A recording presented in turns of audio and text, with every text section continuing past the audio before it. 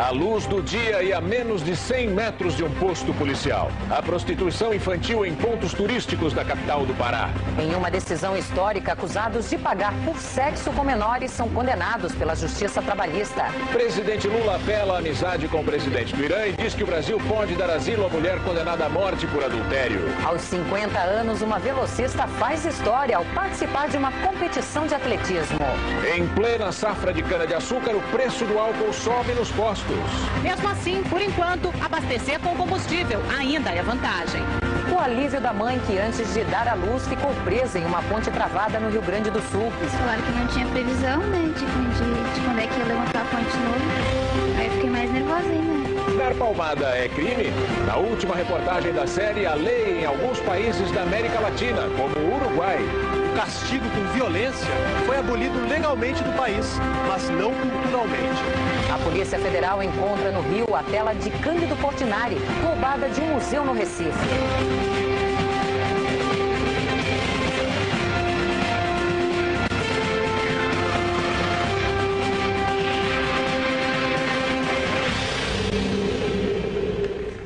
Boa noite. Boa noite. O SBT Brasil começa com uma denúncia de exploração sexual de menores no Pará. Adolescentes se prostituem em pontos turísticos a qualquer hora do dia. 9 horas da noite. Nesta praça, em um bairro nobre de Belém, adolescentes dividem não só o mesmo banco, mas também os clientes.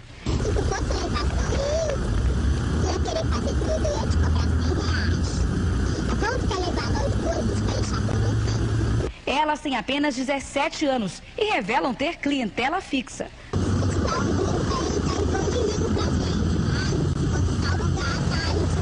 Admitem usar drogas para trabalhar.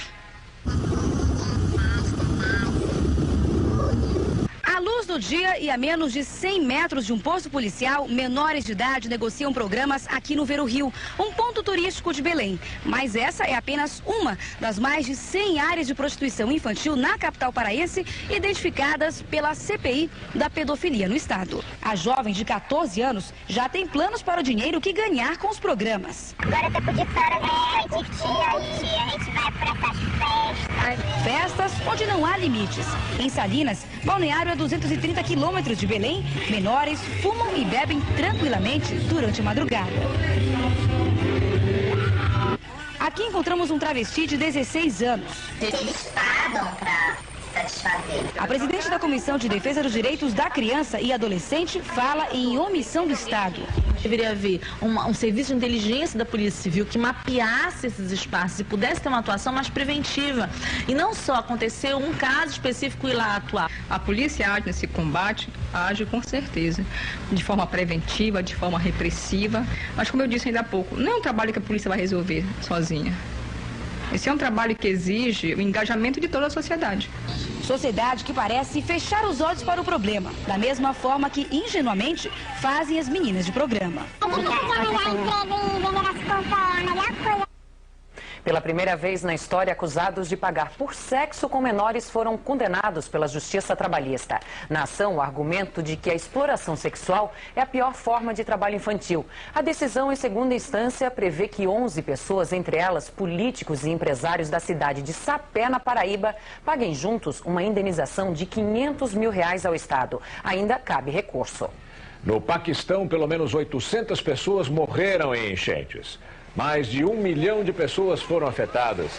É a pior temporada de chuva dos últimos 80 anos no norte do Paquistão. Equipes de resgate têm dificuldade para chegar às áreas mais atingidas. Comida e remédios são enviados por helicóptero.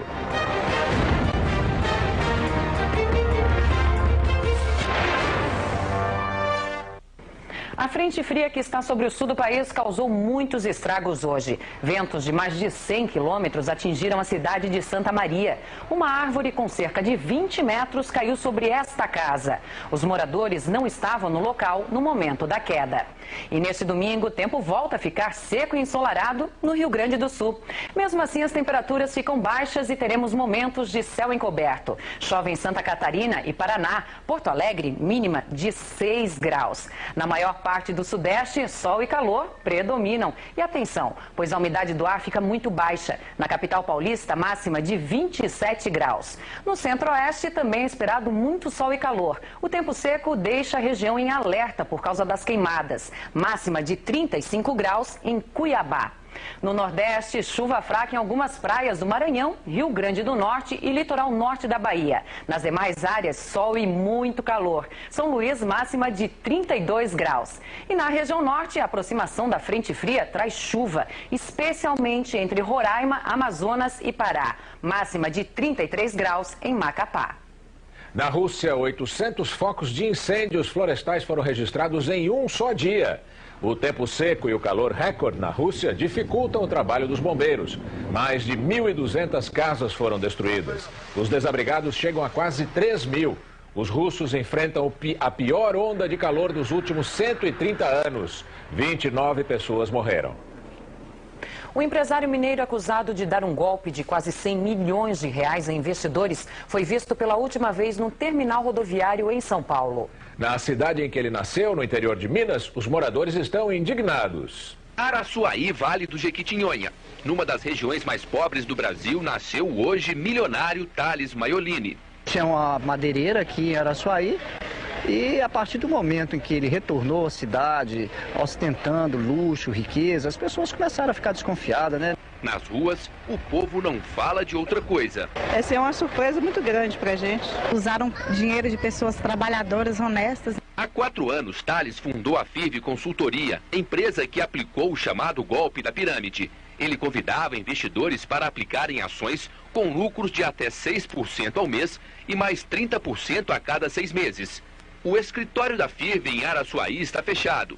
Em Belo Horizonte funcionava a sede principal da empresa de Thales. Na capital mineira, a polícia já ouviu as vítimas e investiga Thales por estelionato e falsidade ideológica. O empresário foi visto pela última vez há 8 dias em São Paulo. Este taxista, que não quer se identificar, levou Thales do hotel para a rodoviária do Tietê. Ele falou pra mim que ele ia se encontrar com uma pessoa lá, né? Que tinha uma pessoa aguardando ele lá. Só isso. Thales levava uma pequena mala verde e, no caminho, pegou lentes de contato numa ótica e colocou um boné. Segundo o advogado das vítimas, Thales sumiu levando 95 milhões de reais. Dinheiro aplicado por 2.000 investidores de 14 cidades mineiras. Em Araçuaí, seu Carlos perdeu 35 mil. Economias que eu fiz por muito tempo, viu? O caso de Thales é parecido com o do renomado operador de Wall Street, Bernard Madoff, que aplicou um golpe de quase 100 bilhões de reais. Ele foi condenado pela justiça americana ano passado a 150 anos de prisão. Nos Estados Unidos, a gerente de uma loja evitou um assalto ao passar um sermão no ladrão. O assaltante de 37 anos entrou armado na loja de telefones celulares na Flórida. Calma, a gerente começou a conversar com ele. Disse que Jesus Cristo não aprovaria a atitude dele. O sermão durou alguns minutos. A gerente, que segundo um jornal de Miami é brasileira, até ofereceu ajuda para encontrar um emprego para ele. E vejam a resposta do ladrão.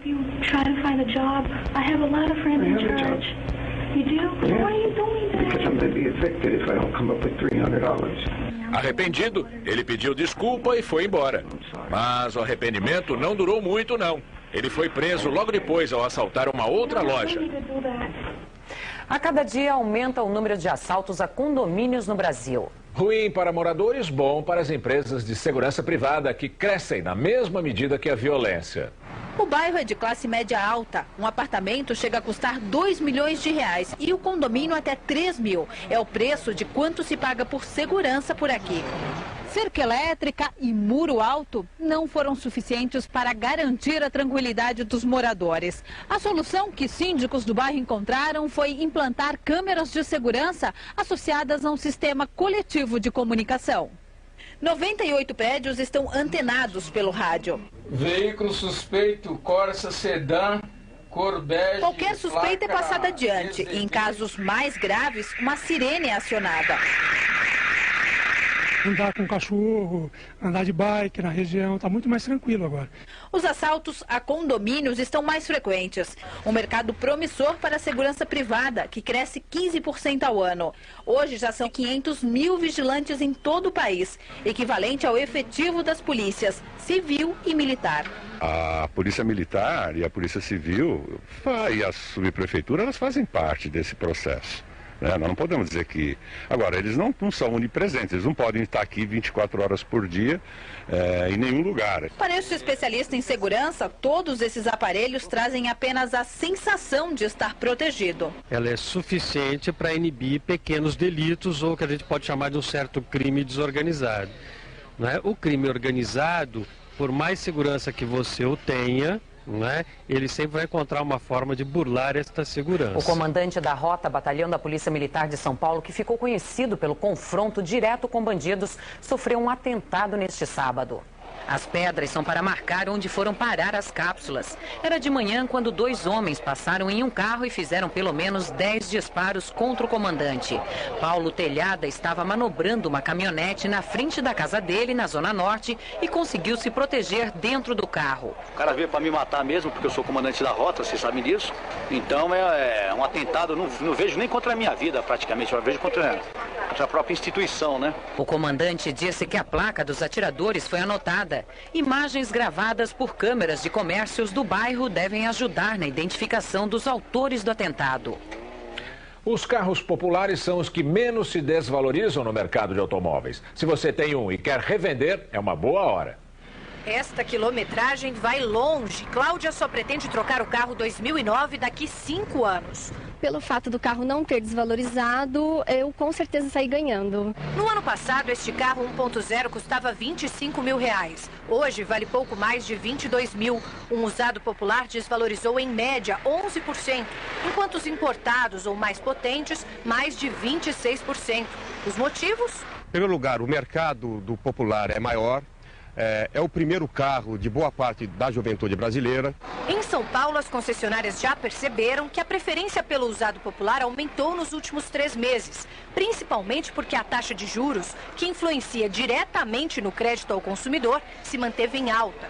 A cada 8 1.0 que eu vendo um top, que é um carro de um giro muito mais difícil. A explicação é custo-benefício. Alguns carros usados caros encalham por causa do risco de uma manutenção difícil. E nem o dobro na queda do preço do ano passado para cá atrai mais do que o popular. Geralmente, quem pode pagar o valor de um usado desse tipo, prefere o novo. Você está aproveitando para trocar o seu. Acho que agora é o momento. Eu estou vendo realmente que eles estão pagando um valor maior, então estou aproveitando e trocando por um outro veículo. Outro popular. Isto é certo também para Ana Paula. A dúvida agora é outra. Ainda não sei se eu vou comprar um zero ou se eu vou comprar um usado. Encontrado no Rio o quadro de Cândido Portinari roubado de um museu no Recife. A mais velha mulher a participar de uma competição de atletismo. É o que você vai ver a seguir. Passa bem a mãe que deu à luz uma menina depois de ficar presa num congestionamento porque uma ponte travou em Porto Alegre. Nervosa, a jovem entrou em trabalho de parto e teve que ser resgatada de helicóptero. Quem vê Vitória nos braços da mãe não imagina o que aconteceu antes de ela nascer. Angélica Barbosa, de 19 anos, entrou em trabalho de parto quando ia da cidade de Guaíba para Porto Alegre. Ela ficou presa nos 10 quilômetros de congestionamento depois que a ponte do Rio Guaíba enguiçou na manhã de sexta-feira. Não podia nem voltar para trás, né, nem seguir para frente. Eles falaram que não tinha previsão, né, de quando é que ia levantar a ponte de novo. Aí eu fiquei mais nervosa ainda. Um problema nos parafusos do vão móvel, que sobe para que os navios possam passar, fez o equipamento travar.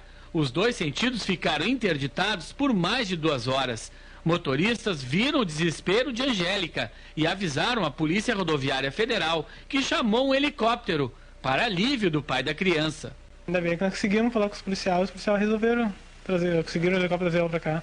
Depois de 1h30 no trânsito e mais 5 minutos de helicóptero, Angélica finalmente veio para este hospital na capital gaúcha. Mas Vitória não estava com tanta pressa assim. Só nasceu às 9h30 da noite com 2,7 kg. 3 policiais ajudaram no resgate da grávida. Sérgio foi quem fez o primeiro atendimento. As condições de saúde dela eram boas, ela ainda tinha tempo, não estava em trabalho adiantado de parto, né, o que não seria possível daí o transporte dela na aeronave. Outras 5 pessoas tiveram que ser resgatadas, 2 que precisavam fazer hemodiálise, uma idosa e um menino com traumatismo craniano, e um rapaz que estava indo fazer uma cirurgia no maxilar. Para Angélica, o incidente terminou melhor do que ela esperava. Agora é só descansar, né? E cuidar da Vitória. Pra casa cuidar dela. Alexandre Pato, que ganhou uma nova chance na seleção com Mano Menezes, marcou um gol no empate do Milan, num torneio amistoso na Inglaterra. Milan e Arsenal jogaram pela Emirates Cup, em Londres. Alexandre Pato fez de cabeça o gol de empate do Milan contra o Arsenal. No outro jogo do torneio, Michel Bastos, titular de Dunga na Copa da África do Sul, marcou um dos gols do Lyon, no 2-2 com o Celtic. Uma jamaicana naturalizada eslovena bateu o recorde com a mais velha mulher a participar de uma competição de atletismo. Aos 50 anos, a velocista Marlene Ottey fez história no Campeonato Europeu em Barcelona, apesar de ter chegado em 7º lugar no revezamento 4x100. O recorde na Europa pertencia a uma maratonista francesa, que competiu na Hungria com 47 anos. A veterana, que coleciona 8 medalhas olímpicas e 14 em campeonatos pelo mundo, quer participar da Olimpíada de 2012 em Londres. Felipe Massa larga ao lado do espanhol Fernando Alonso no Grande Prêmio da Hungria, uma semana depois da manobra ilegal que envolveu os 2 pilotos no GP da Alemanha. Felipe Massa ficou com a 4ª posição no grid de largada e o companheiro de Ferrari, Fernando Alonso, com a 3ª. Na semana passada, no Grande Prêmio da Alemanha, Massa teve que ceder a 1ª colocação para Alonso por ordem da equipe.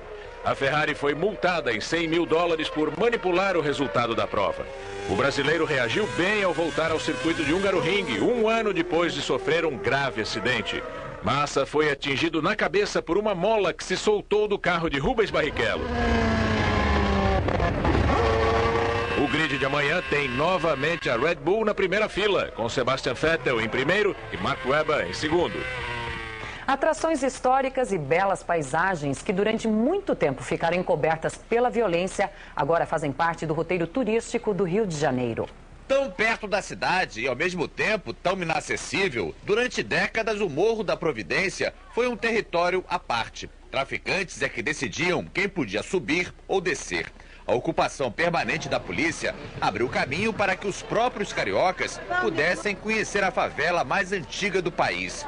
Aos 61 anos, o historiador João Batista sobe o morro pela primeira vez. Nunca faltou interesse, o que faltava era segurança. Nós temos mais uma face turística dessa olímpica e maravilhosa cidade de São Sebastião do Rio de Janeiro, que não se resume a praias, mas também é um centro exuberante com seus templos, com seus centros culturais, e agora as comunidades também apresentando as suas relíquias. A favela surgiu em 1887. Numa das ladeiras está a casa onde nasceu o escritor Machado de Assis, hoje transformada em ruínas. Mais de 100 degraus levam até a Capela da Penha, construída no final do século XIX. E também a Capela das Almas, erguida em homenagem aos soldados mortos na Guerra de Canudos.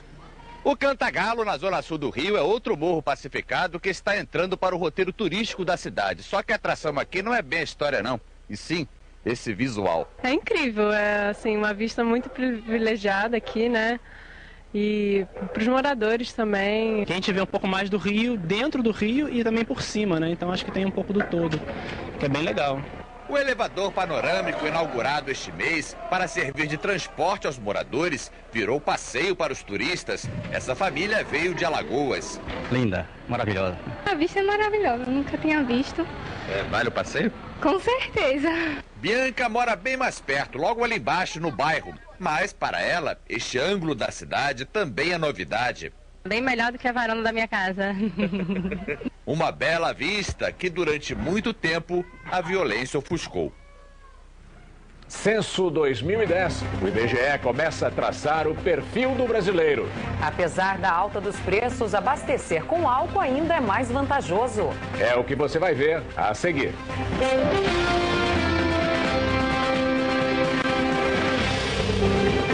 Em plena safra da cana-de-açúcar, o álcool está mais caro nos postos. Isso não acontecia há 2 anos. Pois é, Gamberini, mesmo assim, ainda é mais vantajoso abastecer com álcool do que com gasolina. Um reajuste em números grandes, para que não haja dúvida. R$ 1,49 o litro do álcool em alguns postos de São Paulo. 10 centavos a mais do que na semana passada. Você faz 10 centavos multiplicado por um tanque de 50 litros, por exemplo, já dá uma diferença de R$5, né? Enquanto esta troca estiver mais cara, é bom não desperdiçar. E me chama a atenção na medida que uma hora é entre safra e sempre é seguido de uma justificativa. A justificativa é que, ao contrário do ano passado, quando as usinas estavam sem crédito e algumas até endividadas por causa da crise, agora os produtores estão com mais fôlego. Por isso, não precisam vender o álcool a qualquer preço, como aconteceu em 2009. Além disso, o açúcar produzido pelos mesmos usineiros está valorizado no mercado internacional. O distribuidor e o produtor percebeu que, havendo esse pequeno aumento, que no fim acaba sendo significativo para o consumidor, não ia diminuir a sua procura. Quem já achou o preço alto é bom se preparar, porque o álcool pode ficar mais caro. Mesmo assim, por enquanto, abastecer com combustível ainda é vantagem. Isso enquanto a gasolina estiver pelo menos 30% mais cara que o álcool. Por exemplo, se a gasolina for vendida a R$ 2,39, o álcool a R$ 1,49 é mais negócio. Com certeza, o consumidor não terá aquele preço baratíssimo que teve na safra passada, mas em contrapartida não vai ter aquele preço altíssimo que houve o ano passado em janeiro, fevereiro, março e abril. É uma safra mais equilibrada, onde ele vai usar o etanol, a safra toda. Começa amanhã o censo 2010. Nos próximos 3 meses, todos os domicílios do país vão receber a visita de um funcionário do IBGE. A pesquisa, que neste ano é totalmente informatizada, além de mostrar o tamanho da nossa população, vai traçar também uma radiografia econômica e social do Brasil. Hoje Solange brinca com a filha na casa dela. O imóvel não é próprio, mas o aluguel agora cabe no orçamento. Há 10 anos, ela não imaginava que conseguiria sustentar uma família. E antes eu estava desempregada, morava de favor na casa dos outros, não tinha um bom emprego e agora eu tenho um bom emprego, agora eu moro sozinha com ela. Assim como na vida de Solange, muita coisa mudou no Brasil desde o ano 2000, quando foi feito o último censo nacional. A partir de amanhã, 190 mil entrevistadores treinados pelo IBGE, os chamados recenseadores, começam a fazer a nova radiografia da população. Todos os recenseadores vão se vestir da mesma maneira. Usarão boné e um colete azul com o emblema do IBGE, nome e fotografia. O colete também terá o número de telefone do IBGE para tirar dúvidas. Serão mais de 58 milhões de casas visitadas, tanto nas cidades quanto no campo. Tudo em apenas 3 meses. Com isso, o Censo 2010 vai ajudar o governo a aplicar os recursos públicos de acordo com as necessidades da população e indicar os melhores setores de investimentos para a iniciativa privada. A gente vai saber quanto que está reduzindo o ritmo de crescimento da população brasileira. A estimativa anterior era que o Brasil ia estabilizar em 2050. Agora já é que ele vai estabilizar em 2040. O IBGE estima que o censo 2010 registre uma população de 192 milhões de habitantes. A importância do estudo é proporcional ao custo dele, mais de R$1,5 bilhão de reais. Boa parte desse dinheiro foi investida na principal novidade do censo, o computador de mão, que vai mandar as informações dos entrevistados diretamente para o sistema. Cada entrevista deve durar, em média, 15 minutos. Ganho em agilidade, em qualidade e em precisão. E aqui dentro ele tem o questionário, tem a lista dos domicílios que ele tem que visitar e o mapa do percurso que ele tem que realizar. Pela primeira vez, também vai ser possível responder o questionário pela internet. Todos os dados coletados são sigilosos.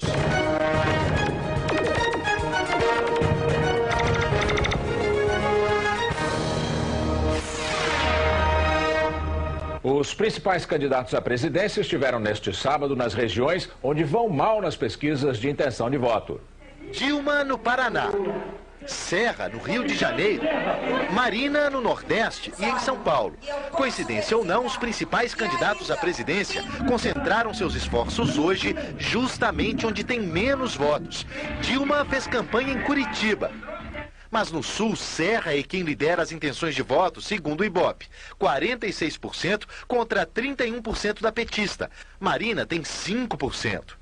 José Serra fez investidas no Rio de Janeiro, onde a petista é que lidera. O estado pesou para que Dilma equilibrasse a disputa no Sudeste, que concentra a maioria dos eleitores do país, 43%.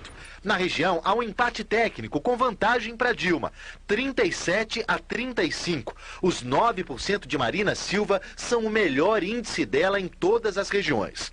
Hoje, a candidata do Partido Verde terminou o dia em São Paulo, mas antes passou por Pernambuco. No Nordeste, como no Sul, a candidata do PV tem seu pior desempenho, 5% das intenções de voto. Entre os nordestinos, Dilma tem 49 contra 25 de Serra. Para alguns analistas políticos, os candidatos agora devem pensar como engenheiros, que trabalham naquelas reformas que podem ser grandes e complexas. Priorizar o que não anda muito bem, para que o resultado final não fique comprometido. Só assim, diz esse cientista político, haverá o equilíbrio necessário para se ganhar uma eleição. Dificilmente um candidato ele é vitorioso na corrida presidencial sendo com uma campanha muito regionalizada. É preciso que o candidato ele tenha um bom desempenho, um desempenho de médio para bom em todos os estados. O candidato de oposição, José Serra, recebeu há pouco 2 multas de R$5 mil, cada uma por propaganda antecipada. O TSE considerou irregulares inserções do PSDB exibidas em março em São Paulo. Ao todo, o tucano deve R$35 mil à Justiça Eleitoral. Levi Fidelix, candidato do PRTB, aposta que uma briga entre Dilma e Serra pode favorecê-lo na corrida presidencial. Esta é a 9ª eleição que ele disputa. Levi Fidelix é um veterano em disputas eleitorais. Faz de tudo um pouco. É presidente do partido, marqueteiro e candidato do PRTB à presidência da República. Um partido que não tem pretensões para o poder nem deveria existir. Pretensões, Levi tem muitas e faz tempo. Esta é a 9ª eleição em que Levi Fidelix participa. Ele já concorreu a prefeito, vice-prefeito, governador, deputado federal e até presidente da República em 1994. Nunca foi eleito, mas não desiste. Ele sonha alto e rápido como seu mais famoso projeto, o Aerotrem. Há várias campanhas, o Aerotrem faz parte da plataforma do candidato. É pensar num e lembrar do outro. E é projeto nosso, hein? Só que ele só muda o nome. Querem dizer que, sabe o quê? É metrô leve de superfície. Não admitem, o cotovelo não permite, né? A dor de cotovelo. Mas Levi avisa que tem outras cartas na manga se for eleito.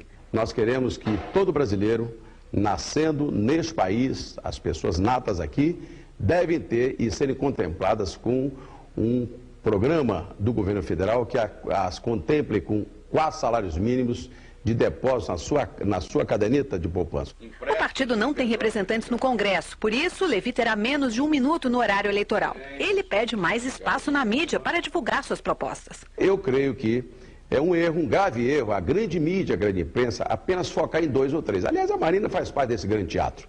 Mesmo sem pontuar em pesquisas eleitorais, Levi não se considera fora da disputa ao Planalto. Se a Dilma impugna o Serra, o Serra impugna a Dilma, com essas ações, né, de bastidor, de repente nem os dois estão por aí.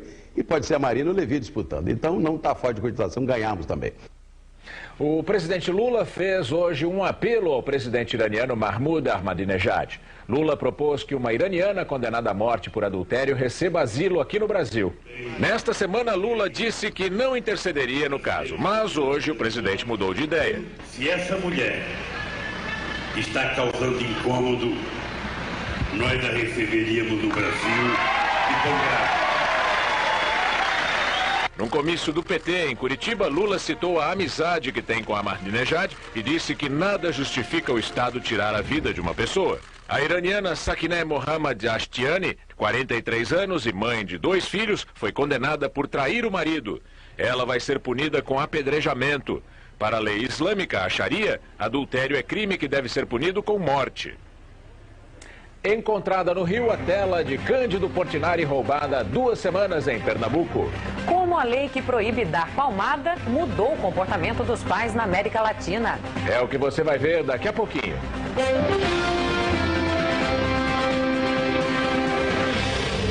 A polícia do Rio de Janeiro recuperou um quadro do artista Cândido Portinari roubado há 2 semanas em Pernambuco. A obra O Enterro foi recuperada quando Leonardo Jorge da Silva tentava negociar a tela em Copacabana. Ele foi preso e ainda não disse para a polícia como conseguiu o quadro. Avaliado em R$1,5 milhão, O Enterro faz parte da série Azul, que tem outras 4 telas. Todas elas pertencem ao acervo do Museu de Arte Contemporânea de Pernambuco. Um menino de 3 anos sobreviveu depois de cair do 3º andar de um prédio na Turquia. O momento da queda foi gravado. O vídeo do circuito de segurança mostra o menino caindo na calçada. O impacto foi amortecido por tubos de plástico. A mãe da criança, que teve ferimentos leves e quebrou um braço, admitiu que não estava perto do filho. Ela cozinhava e não viu o menino ir para a sacada. Na Itália, uma garota de 10 anos sobreviveu ao desabamento de um prédio residencial em Afragola, sul do país. Ela aguentou 12 horas debaixo dos escombros. 3 pessoas morreram.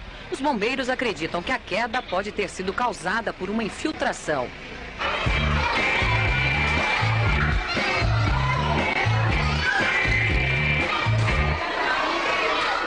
Nesta semana, o SBT Brasil discutiu se dar palmada é crime. Na América Latina, 3 países, Costa Rica, Venezuela e Uruguai, já têm uma lei parecida com a que pode ser aprovada aqui. Os uruguaios foram os primeiros a proibir o castigo físico.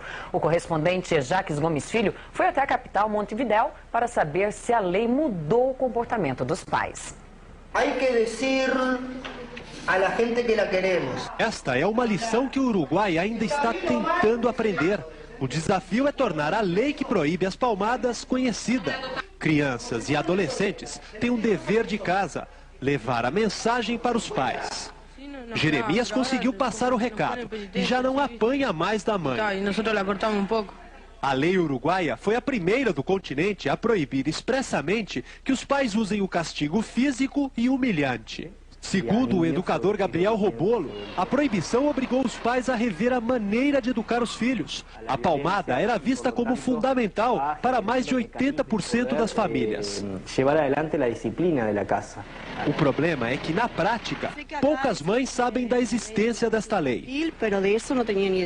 Nas ruas da capital Montevidéu, é fácil encontrar quem admita dar umas palmadas de vez em quando e ainda achar graça. Quase nunca.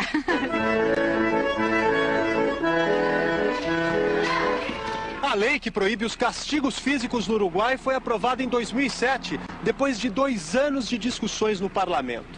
Naquela época, 99% dos pais diziam estar dispostos a deixar de lado a palmada educativa, mas isso não aconteceu. O castigo com violência foi abolido legalmente do país, mas não culturalmente.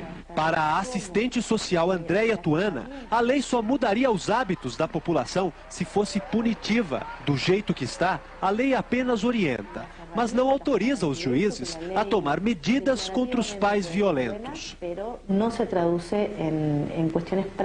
Uma boa reflexão para o Brasil, que ainda discute a aprovação da lei das palmadas. A proibição, desacompanhada de uma boa campanha que oriente os pais, corre o risco de ficar só no papel, como no Uruguai.